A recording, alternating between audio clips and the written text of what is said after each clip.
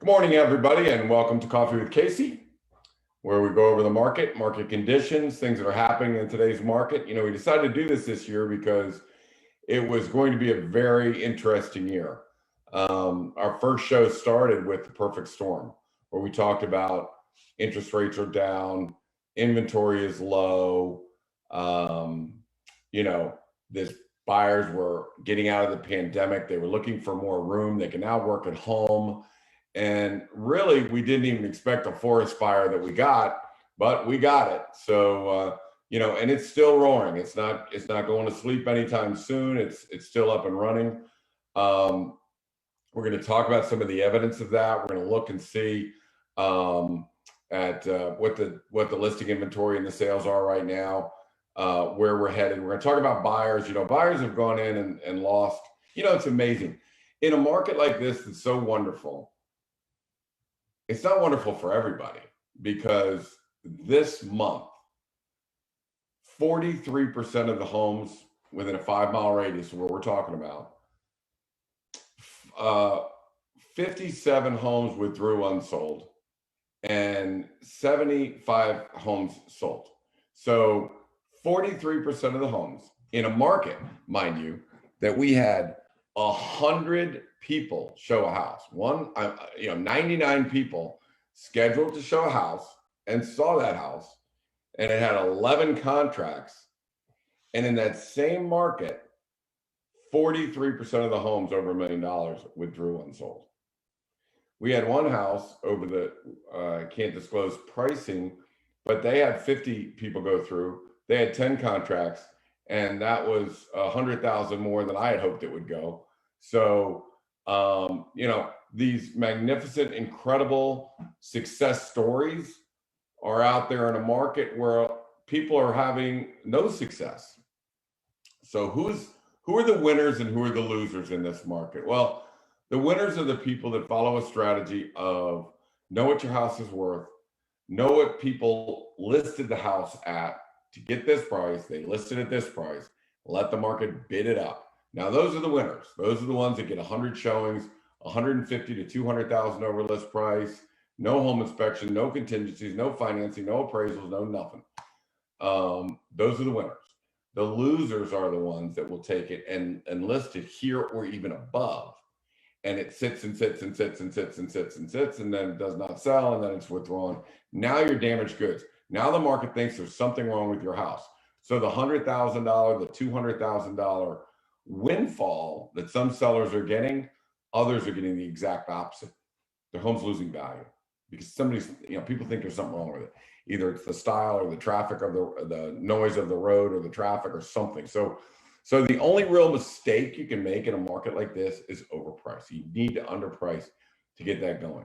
So let's flip it over on the buyer side. Who are the winners? Who are the losers on the buyer side? Well, quite honestly, I'm going to make this confession that the people that are winning on the buyer side are the agents or the buyers that are capable of knowing the market, understanding the process, going through the listing agent to write the contract.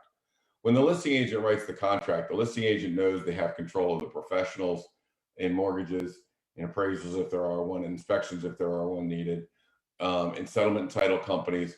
So they know that they have all the professionals, and there's not going to be any glitches along the way. Let me give you an example. We had 2 homes that sold, both with 10, 11 contracts. For whatever reason, and they're 100,000, 150,000 over list price, for whatever reason, they kick out, right? So they kick out, and a smart listing agent has backup contracts, which is no problem. We just whip a backup contract in. But we don't want to do that. We don't want to be confronted with something like this, right? So if a buyer goes right through the listing agents or their agents, and we have a little bit more control, then we can investigate, and we know that it's more certain for the seller they're going to get this transaction. We know that the buyer's going to be working with professionals. We know that we do our background on that buyer and make sure that that buyer has seen enough houses, does have the expertise, is not going to lose their job or, be freaked out, have second thoughts. So if a buyer goes in, and this is for the buyers not working with an agent. If you're not working with a real estate agent that's running around helping you, the buyers will go right to the listing agents, say, look, I just need you to facilitate the transaction. I need you, you write the contract, you get the lender, blah, blah, blah, blah, blah. It's highest and best offers. They got to make the same highest and best offers as everybody else. So, the best way to go through, the best way to get it done. And I met with some sellers yesterday. They had submitted many contracts, very disappointing.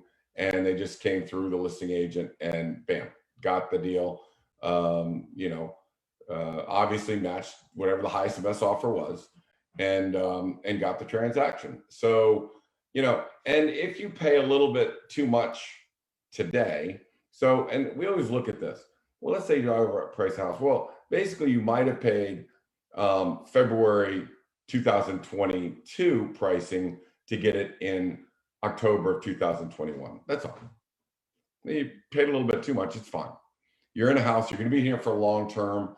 Whether you paid February 2022 pricing or October 2021 pricing, it is what it is. It is the most the market is willing to pay for that house at this time. So who are the winners and the buyers? The winners and the buyers are the winners that do this.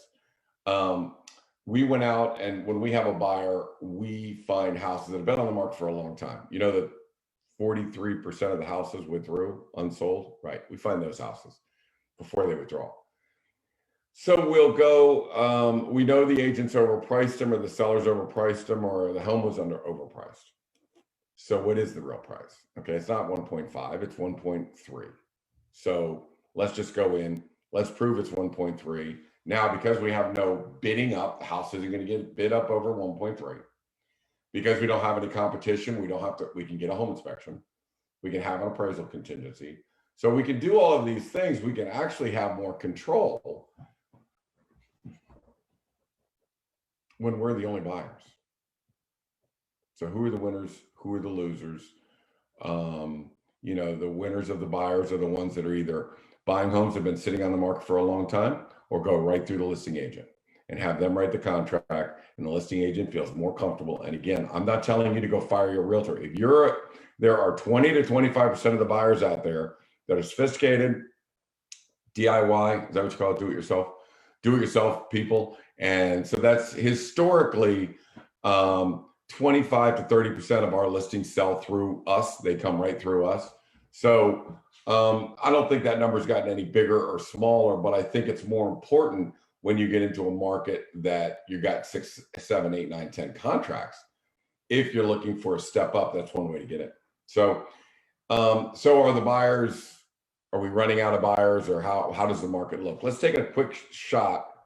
Let me just go over to, let me just get down here. Let's go up and take a look at some charts. All right. So this is the theme of today's show is it's no holiday break for today's buyers. Okay.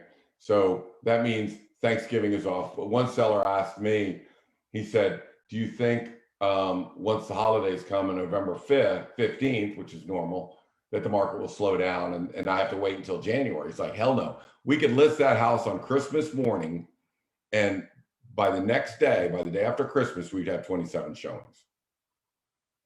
So we're not taking any time off. I told my agents, you can have all your holidays and vacations in 2023.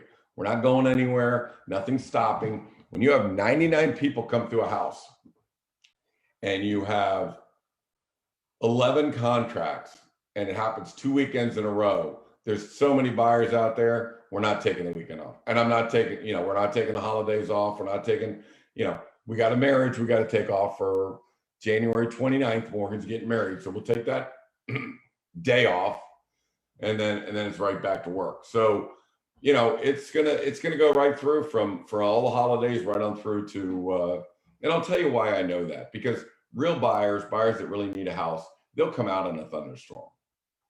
We had 77 showings on Park Street during a horrendous thunderstorm. They'll come out during the Super Bowl. They'll come out during a snowstorm. A real buyer shows up. The only thing bad weather and holidays does, it chases off all the people that are professional open house lookers. let's go out for a nice day and let's look around. Okay, that'll chase those people away. It's not going to chase away a real buyer. When a mom needs a house for her kids and her family and they need to move into a school district, she's going to buy a house. They're going to find that house. So, my tip for them is, work through the holidays. And yes, it's a little harder now, but there's other things to consider. And I'll go over some of those alternatives for people that are thinking about going out in the buyer market. But let's look at the current market. All right, let me explain what this chart is. What is it I say that the best two words are seems like? It seems like the inventory is fine. It seems like we're getting plenty of inventory in. So let's take a look at what this chart says. So I looked at 2017, 2019, and 2021, okay? So over a 4 or 5 year span of inventory. And I said in the first quarter, how many homes were listed each year, each of those 3 years in the first quarter? So you'll see that clearly in 2017, we had 1,500 homes listed. This year, only 1,300. We did get off on a bad start. We still had pandemic issues. We had elections going on. It was crazy. So now we look at the second quarter. Well, the second quarter was a big rebound. Now we're up 20% over the historic second quarters. So now inventory is starting to increase. By the third quarter, now it's gone up.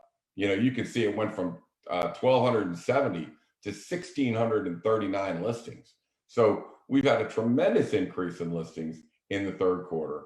And now the fourth quarter comes, we've only 28 days into the fourth quarter, and we're already 420 homes versus 355, which to me, I think is about 20%. So really, then we look at, well, what's the annual thing look like? So year to date listings, we have 5,000 right up here.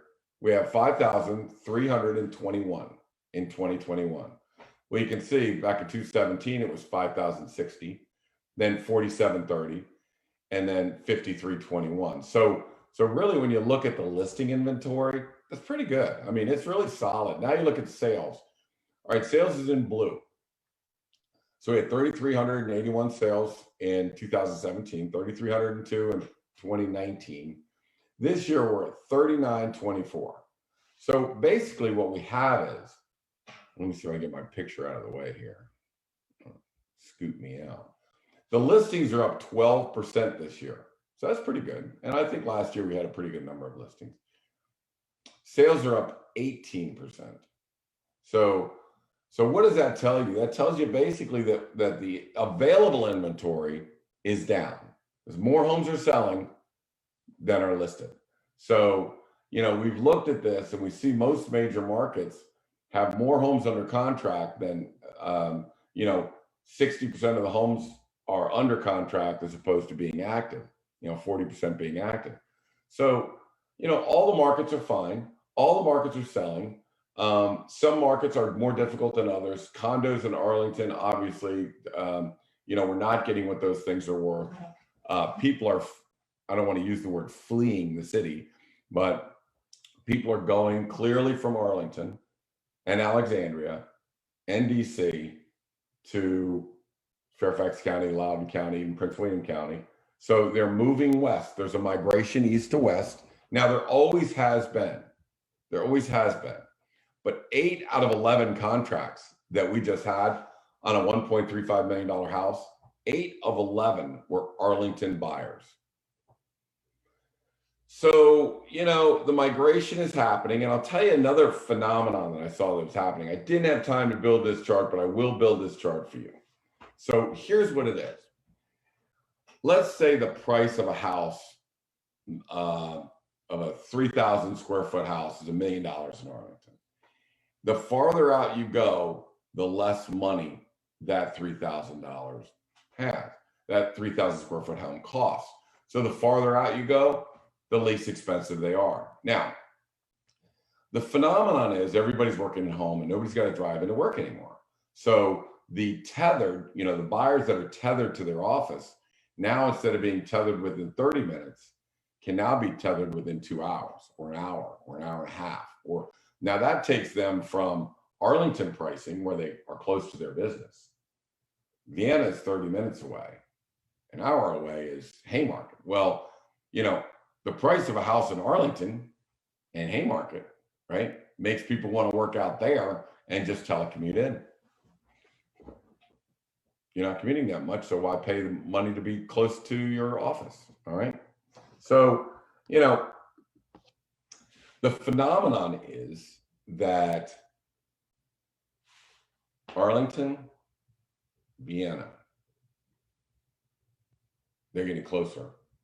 I'm going to do a chart which is going to show the growth rate of Haymarket versus Vienna versus Arlington, and you're going to start to see it go like this.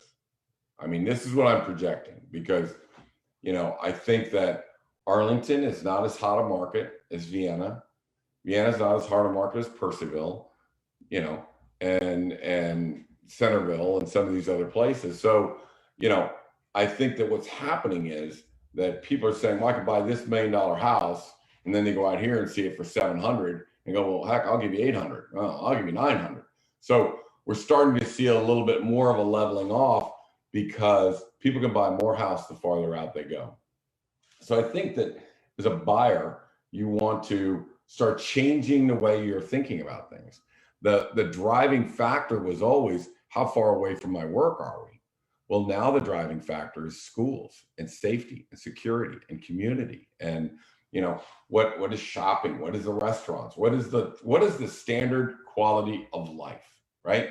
So what's the quality of life in each community, right? Am I looking to be in a bedroom community? Am I looking to be in a small town? Am I looking to be in, the woods? Am I looking for country? What do I really want? So I think people are looking at it saying, well, I've had to be closer to my business, which may be in DC or Arlington or Alexandria, but now I don't have to so much. So now I'm asking myself, what is important? Well, I can tell you, according to the National Association of Realtors, number one by far is safety, right? Safety and security. 7 blocks from my house, they're building a brand new police department in Vienna. Well, what freaks me out is they're building this colossal police department.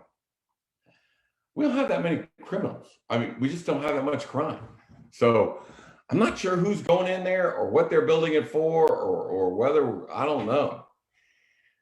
Maybe it's because all the little houses are turning to bigger houses. Now the tax money is getting bigger and they're like, well, what do you want to do with all this tax money? Well, let's buy the church next door and knock down the old police station, put up this massive building. So I don't know. Maybe we're importing more criminals or something. I don't know what the hell's going on, but I do find it a little weird. So the number one thing that we market to, okay, is for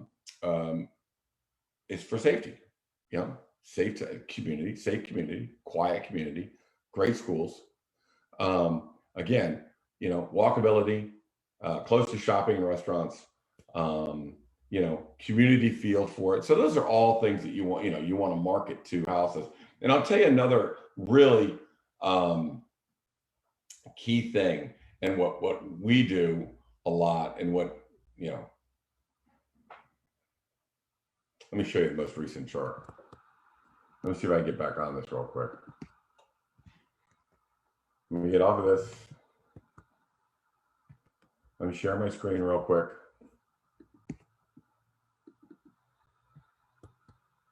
Let me go to, I'm gonna show you a secret, you sellers.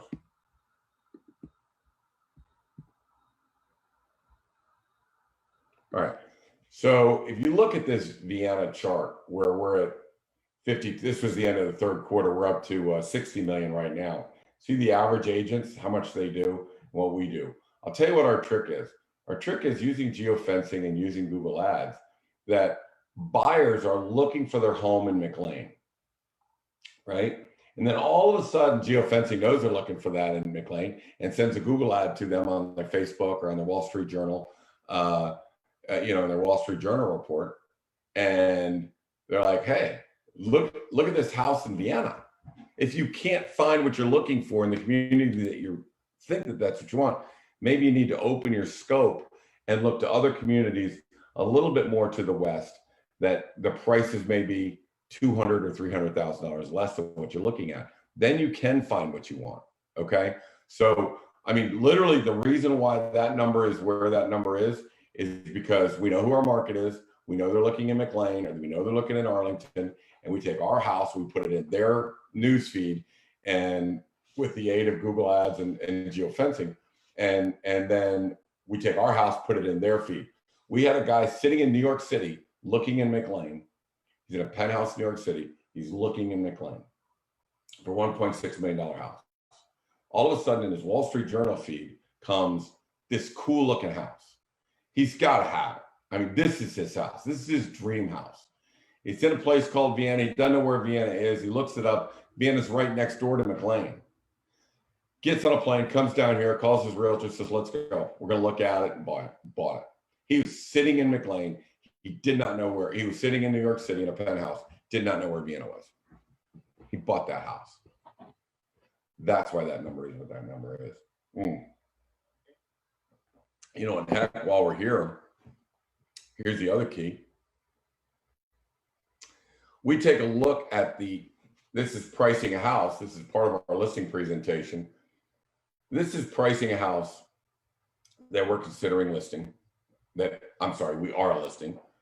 And Realtor.com says we're 1.325. This Zillow says worth 1.321. The realtors pass out home snap to their clients, which tells them it's only worth 1.228. And then this says it's worth what? So the difference between the highs and the lows is $140,000. So what is it?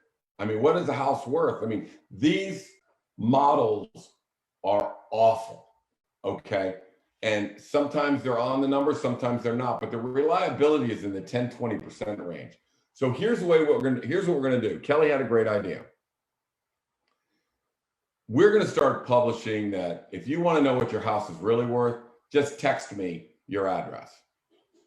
The pricing model takes 10 minutes. I have plenty of 10 minutes to, where I can work on it. Just text me your address. So now it's going to be text Casey with your address. And if I'm in work mode, it'll be done in 10 minutes. It'll be shipped back to you. If, I'm out on appointments or something, it may be 2 or 3 hours. If I'm taking a nap, 4 hours. So anyways, you get the idea. I mean, somebody can text me. Don't go off these ads. Just text me what your address is. I'll send you back not only what your house is going to sell for, and then what your house should be listed for. Remember, 2 big numbers. What do we think it's going to sell for? What do we think it's going to list for? Now, let me give you the caveat. The caveat with that is condition and upgrades adjust the price 10% up or 10% down. So you'll normally see homes sell in a range of, let's say, 110% of assessment to 130% of assessment. Why is that? It's the upgrades in condition. Is there anything wrong with the house? What's the defining characteristic of the house? How popular is that defining characteristic? So what I do is I'll say a customary house of sticks and bricks of 3,000 square feet within 1 mile of your home will sell for $1.3 million and should be listed for no more than $1.25 million. That's what it would sound like.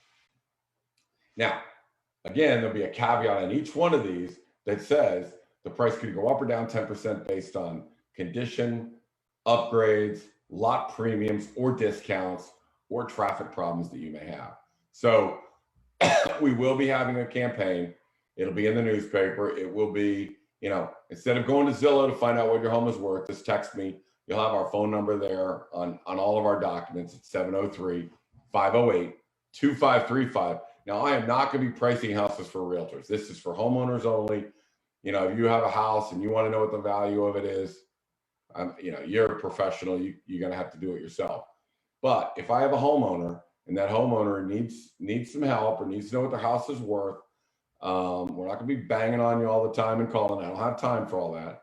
But I'd be happy to price the house, tell you what it's worth in customary condition, and then tell you what it needs to be listed at in customary condition. And then how long does it take to sell? So let me give you an example. Let's say somebody calls up, which they did the other day, and said, I have a $1.3 million house in Vienna. You let me know what the value is. So immediately we can go to, you know, a $1.25 million list price, $1.3 million customary value. But the caveat is we just had 100 people come through a house that size in that same type home with 11 contracts that ended 150,000, even more than I thought it was going to sell. So the bottom line is you can expect 1.3. It's probably could get up to 1.4. And we always have a bet. If it goes over 1.4, you owe me beers at the Vienna Inn. Under 1.4, I owe you beers at the Vienna Inn. And we call it a day. So, you know, that's a new thing that you can look at is if you have, or you have a friend, let's say you have a parent or relative, as long as it's in the DMV. I mean, I need my MLS service. I can't do it with, you know, the Dallas MLS or something like that. So I just need, it's got to be, you know, in the local deal. But, you know, if you have any family members, business associates, anybody struggling to sell, anyone that wants to know what their house is worth, you can text me, 703-508-2535, and we'll turn that around usually within 10 minutes. So that's it. So the market today, here's a summary real quick of the show today. The market is fine.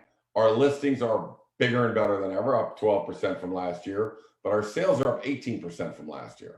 The market is hot in certain areas. In some areas, it's not. So you have to be cognizant. Remember, there's 11,000, 12,000 markets out there.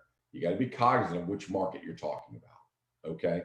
Condos in Arlington are not the same as $1.3 million houses in Vienna, are not the same as $950,000 house in Percival. Every market is its own market, okay? So, but the market is fine. The inventory is out. Homes are still coming.